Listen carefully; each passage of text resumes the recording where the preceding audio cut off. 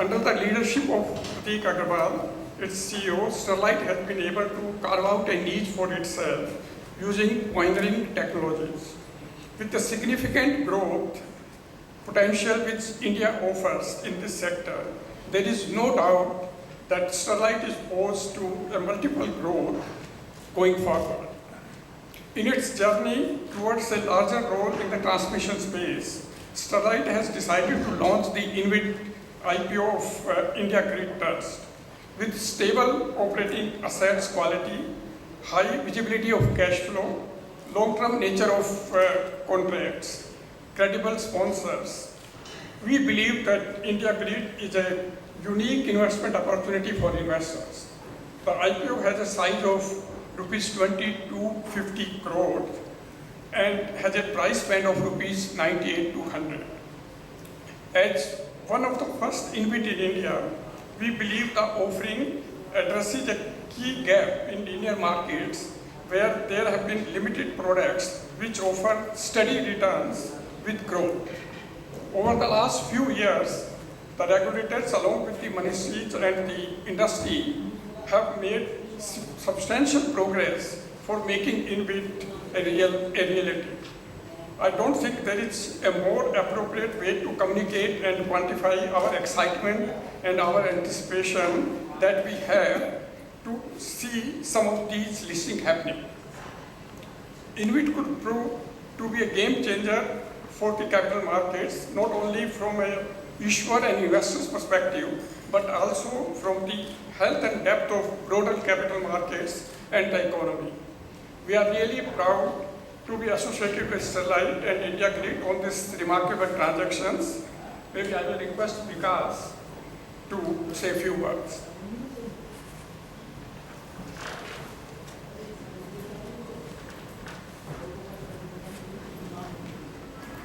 Good afternoon, ladies and gentlemen. A warm welcome to this historic event in Indian capital market history.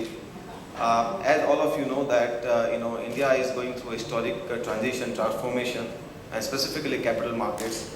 We've all seen lots of equity IPOs. We've seen in the recent 4 or 5 years debt IPOs, but there is an increasing need of newer investment instruments in the markets. One side we have a huge amount of, due to financialization of savings, huge amount of savings sitting and waiting to be invested. Other side we have a huge amount of need in Indian infrastructure and for the growth of Indian economy. And I think we need innovative instruments to offer superior risk-adjusted return to the investors and also make the appropriate funds available for the needs of the infrastructure projects. And I think this instrument is one such instrument which makes it possible. One side, investors get better returns than an FD or any other fixed income return, and on the other side, infrastructure projects get cheaper capital.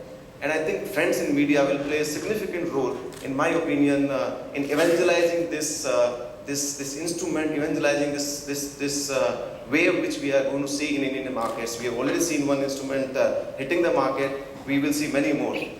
Coming to this specific, before I hand over to Pratik, this specific issue, in which I think there are only 3 important things in my opinion, and specifically in this issue. One is what is the underlying asset. Second, what is the duration, and third is returns. Right? When you look at this, this is the first transmission asset which is InVit, which is going public. And transmission as an asset, most of us know that has annuity revenue stream with the counterparty being power grid. You cannot ask for a safer investment asset class than this in infrastructure, and steady cash flow over a long period of life. Secondly, duration. This has 35 years of duration of sustained cash flow. Now tell me which you cannot make fixed deposit for 35 years. You cannot buy Government of India paper for 35 years. You can't buy anything for 35 years. So this definitely is very, very essential, and especially when interest rates are falling down. So in my opinion, this is a very, very important point to understand and address. And thirdly, returns. Here you get better return than all the other instruments available with a little bit of growth. As Bansalji addressed in his speech, that you get growth also as there are more and more operating assets we will drop. So I think this becomes very exciting proposition for the institutional as well as non-institutional investors. And I have no doubt in my mind that this is going to become a very big asset class in times to come. We have seen similar kind of phenomena in US when it happened. I mean, it's only 8-9 years when they have started doing this, and already outstanding market capitalization of InVit is about $60 billion. So in my opinion, given the fact that we have a huge amount of investments waiting to happen in Indian infrastructure, this is only beginning, this is only tip of the iceberg, and I'm glad that Sterlite is leading this way. I am glad that Edelweiss is part of this journey. We are making this happen, we are catalyzing this, and I seek your wholehearted support in evangelizing this asset class, evangelizing this issue to the investor, build right perspective, and with this I would like to thank all of you for being here and seek your support. And now I will invite Pratik to come and give us share more details about the issue and his speech. Thank you.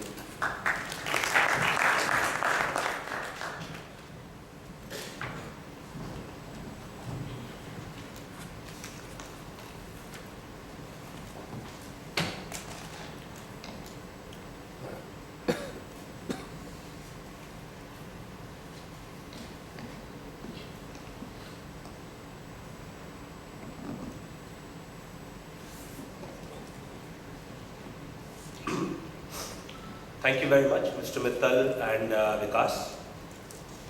Friends, I will now spend about 15 minutes and walk you through some of the key highlights of IndiGrid Trust.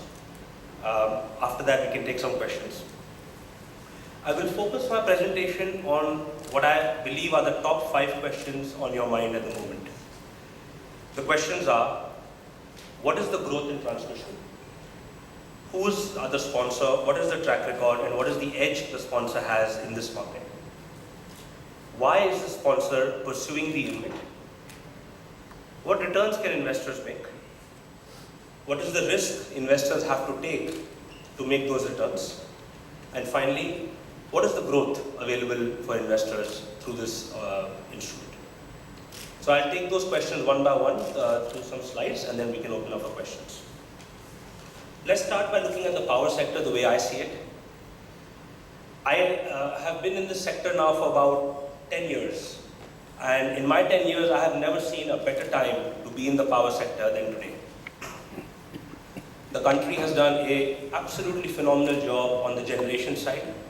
India not only has surplus generation, but it also, as some of you would have read this morning, is now producing solar energy at 2 rupees 62 paisa. Unprecedented for a country of our size. On the consumption side, yes, the distribution companies are still not out of the woods, but things are improving. The Uday scheme is about to have a 1-year anniversary, and I think early signs of improvement are there, and I have full hope that in the next 2 to 3 years you will see a complete DISCOM revival in this country. So once you've got the consumers wanting more energy, once you've got all of this green power coming up, to balance the supply and demand, India will require an unprecedented amount of power transmission. In the past, India has needed about 2 lakh crores in every 5-year period. Currently, the estimates are that going forward, India will require about 3.1 to 3.2 lakh crores of investment in power transmission in every 5-year period. This is critical for the success of the renewable mission and the Power for All scheme. What is interesting, friends, is that this entire opportunity is now available for private sector participation, which was until 2010 solely reserved for PSU participation. Friends, one must accept and realize that this is the largest global opportunity for private sector participation in transmission. The market is reasonably consolidated. There are a few players, probably 3 or 4 large players. Some of them are listed, you know who they are. Some of them are smaller. And that puts us in a very good place to capitalize on this market going forward. And finally, this market has some entry barriers. There are project execution challenges, right-of-way issues, and our sponsor has had some of the best track record in dealing with those challenges over the last 6 to 8 years. So with all of this, power transmission industry is definitely not only the best sector within the power sector, but in my view is one of the best sectors to invest in the entire infrastructure sector of this country for the coming 5 to 10 years. So moving on from here, we'll talk a little bit about who we are. Sterlite Power Grid Ventures is a subsidiary of Sterlite Power Transmission Limited, who's the sponsor. Currently, we have a portfolio of, we have a market share of 29% of all projects awarded so far in the tariff-based competitive bidding regime in the country.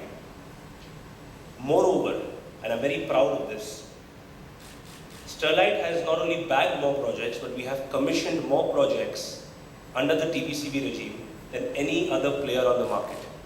And we take great pride in not only commissioning projects on time, but commissioning projects ahead of schedule. Friends, if you look back at the infrastructure sector of our country in the last 15 years, the biggest problems of the sector has been because of delayed execution. And we believe we are the company that not only finishes projects on time, but ahead of schedule. And this will be the key differentiator going forward for any company that wants to excel in the field of infrastructure. We have 30 lines consisting of 9 substations and a lot of transformation capacity. And we talked about our line length. And all of this consists of 11 interstate projects, of which 5 are already operational and 1 is partly operational. So I'll now move on to the third question that could be on your mind. Why InVit? There are multiple ways to raise capital, and why has Sterlite chosen this route to raise equity capital for itself? So as I mentioned already, our sponsor Sterlite sees an unprecedented opportunity to invest in the power transmission sector. And it is looking to create a perpetual line of equity capital so that it doesn't have to raise capital through different methods every single time it wants to expand. And that is the core reason to consider the Infrastructure Investment Trust. Investors globally, we have found, prefer to invest in a pool of constructed operating assets. And I've had many times a bad experience when they invest in a pool that is a mixed basket of under construction and operating assets. So we decided that it is better to put our operating assets in a new trust vehicle where we bring in global institutional investors, give them visibility of very long-term cash flows, as Vikas mentioned, 33-year, 35-year cash flows. And this should allow them to price those cash flows in the most competitive manner. The sponsor, once it has closed this issue, will use these proceeds, of course, to reduce some of the debt at the asset level, but more importantly, to finance equity for the future greenfield projects, the balanced projects that I showed you, which are currently under construction.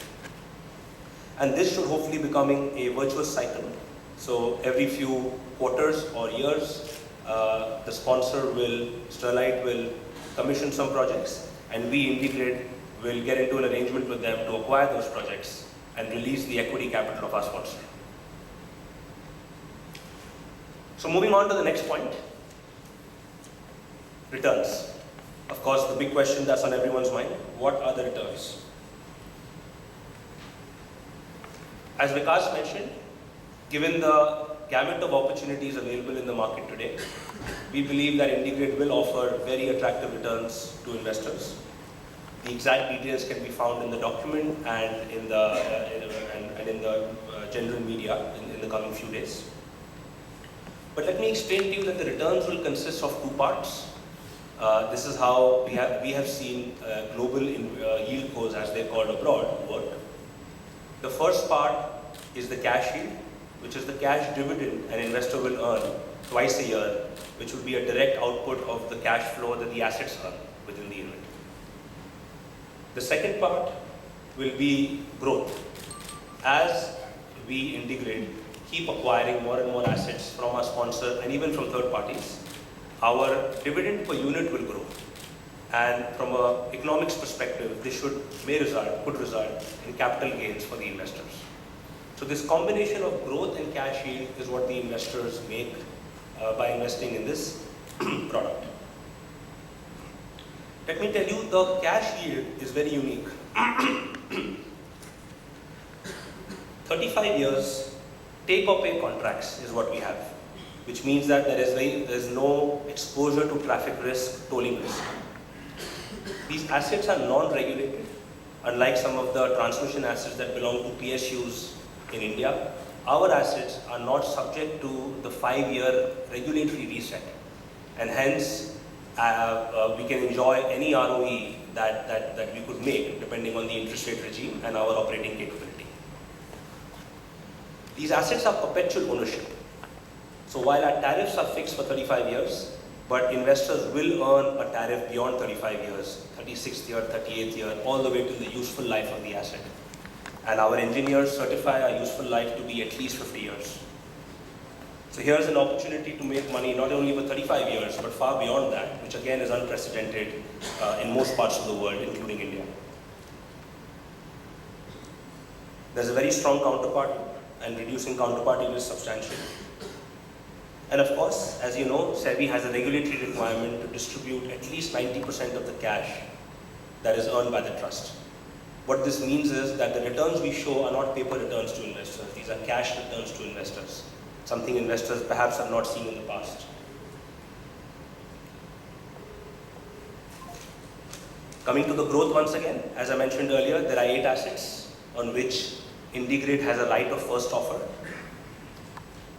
As these assets get commissioned, IndiGrid will acquire those assets in a value accretive manner.